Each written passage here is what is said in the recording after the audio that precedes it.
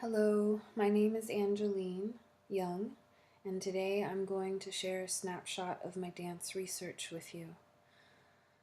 The title of my presentation is Migration, Performance, and Understanding Refugee Experience. The refugee problem is complex and iterative of global issues that encompass political sovereignty, human rights, and military and economic interests in distressed regions of the world. As an artist, I want to better understand this problem by exploring my family's past as displaced people and refugees. Through my dance research, I am tracing my mother's migration through China during the Chinese Civil War. The dates are approximately 1946 to 1949. My objective is to explore the global issues of displacement, forced migration, and refugee experience through the body as a performative archive. Examining my mother's forced migration and refugee experience requires that I remain aware of the attendant ethical and political concerns in this research. My awareness of these issues allows for new knowledge to emerge from encounters in this process. This process culminates in a dance performance and a written thesis. Given the nature of the subject, I anticipate multiple outcomes for this research that create entry points for people to engage with these global issues. I am particularly interested in the implication of the audience as witness participants, so that the responsibility falls on them to locate themselves in this crisis and localize this global issue to their bodies. As a choreographer, I work with the concept that the body is a living archive.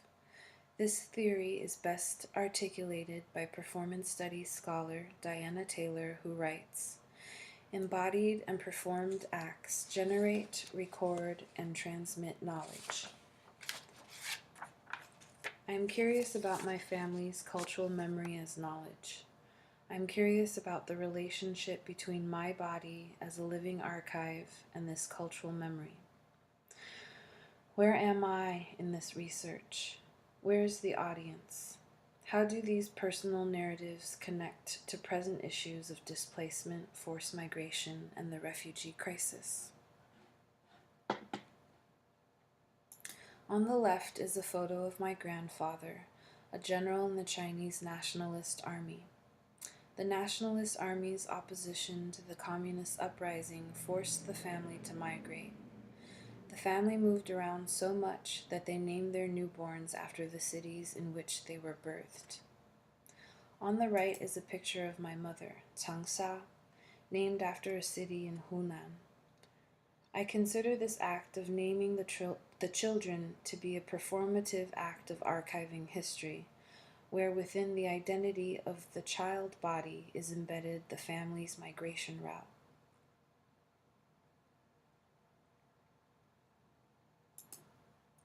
Here are some of the themes that underpin my research. Later, I touch on one theme that emerged early in the process.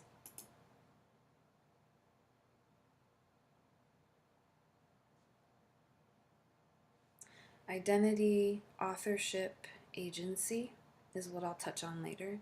Empowerment, authenticity, audience as witness participants, embodied histories, body as archive, ethnic memory, embodied landscapes, terrestrial landscapes, Eastern philosophy, Taoist ritual, personal and collective histories, feminism, autoethnography, democratization of research and the research process, geocultural identity, displacement, and geocultural perspective. Now here is a 3-minute clip of this work in progress.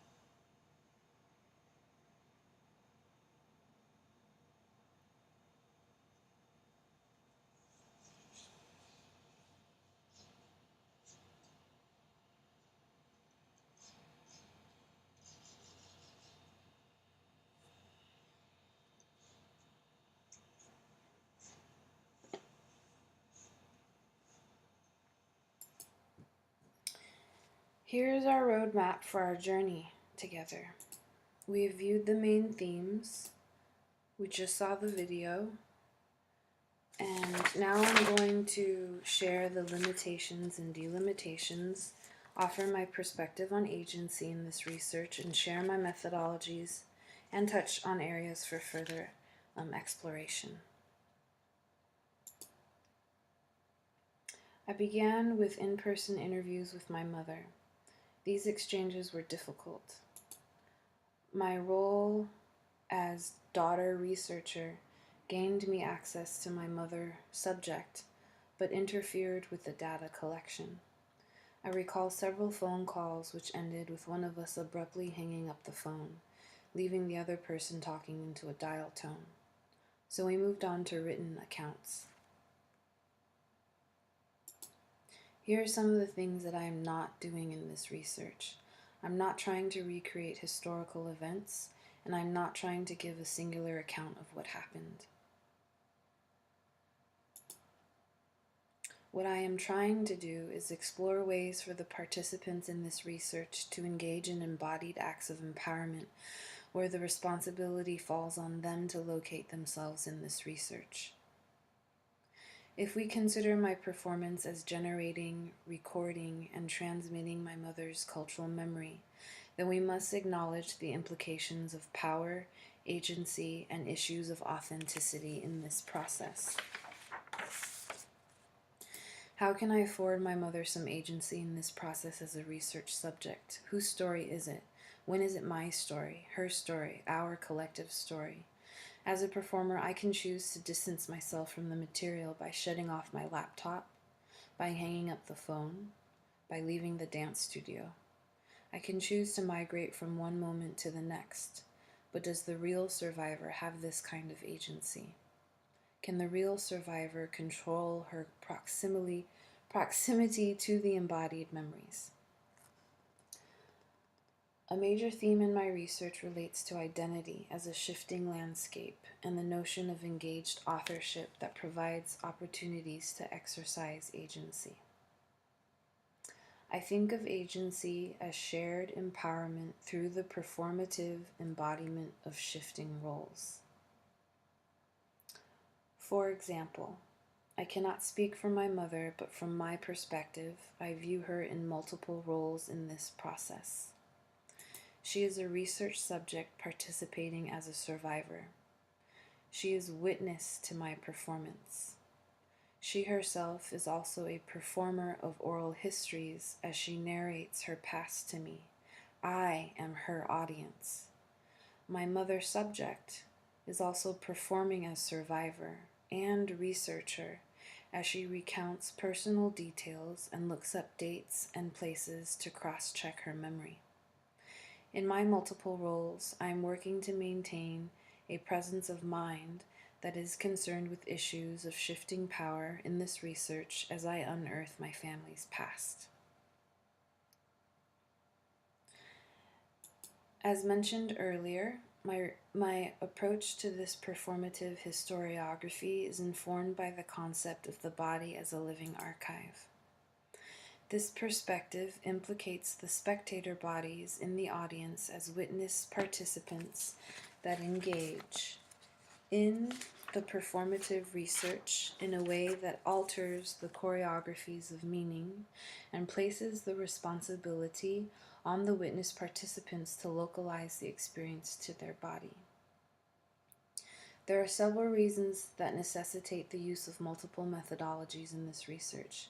First, I need to account for the fact that the primary subject of this research is also my mother.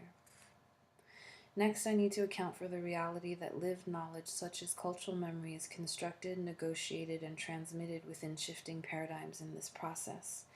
And for these main reasons, I approach my scholarly and movement research from a multitude of cultural perspectives. Foundational to my approach is Norman K. Denzin's method of interpretive autoethnography, which asserts that the subject matter of interpretive autoethnography is the life experiences and the performances of a person. The basic features of this approach connects the dots between lives, performance, representation, epiphanies, and interpretation. This approach is significant for my process because it anticipates unexpected discoveries in this research. Denzin writes, "Experience lived and otherwise is discursively constructed. There is not a stable I giving a true account of the experience. This is important to my research because it accounts for issues of identity, power, and authenticity by liberating the research to exist as a dynamic and evolving process with multiple interpretations from various perspectives, not just the researcher. This approach establishes the conditions for agency and empowerment in two ways. First, it democratizes the representation of subject experience in research by deepening the investigation of their narratives, which are often in tension with dominant paradigms of documentation that obscure the voices of the research subject. Second, the use of this method emphasizes that this study is making consistent efforts to enable the inclusion of the subject's voice to demonstrate a reorientation of perspectives that allows for the realization of new insights. For example, I make no assertions that when my mother said this, she meant such and such, or that it was so-and-so's fault that my aunt had to jump out of a burning plane. My task as a dance researcher is to find ways to animate the qualitative findings in a way that leaves interpretation open to all participants so that the data as experience is constructed in real time. Thus, the responsibility falls on the participant themselves to make meaning and locate their bodies within the research and performance. Conclusion. Let's conclude with future implications. This research expands the discussion of displacement and refugee experience to include perspectives of the Asian diaspora as performed by the Asian body.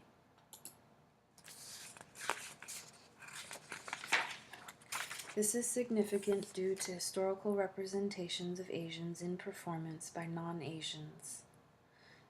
Think The King and I, Miss Saigon, and Madame Butterfly.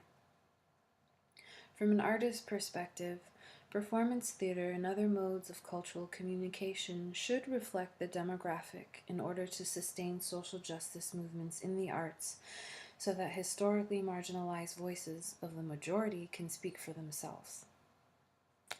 The issue of representation is becoming increasingly urgent in the U.S., as suggested by the political circus occurring now in America.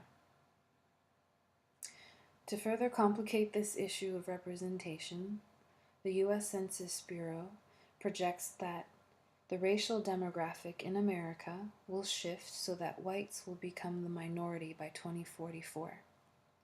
Part of this shift will be a result of the influx of immigrants to America.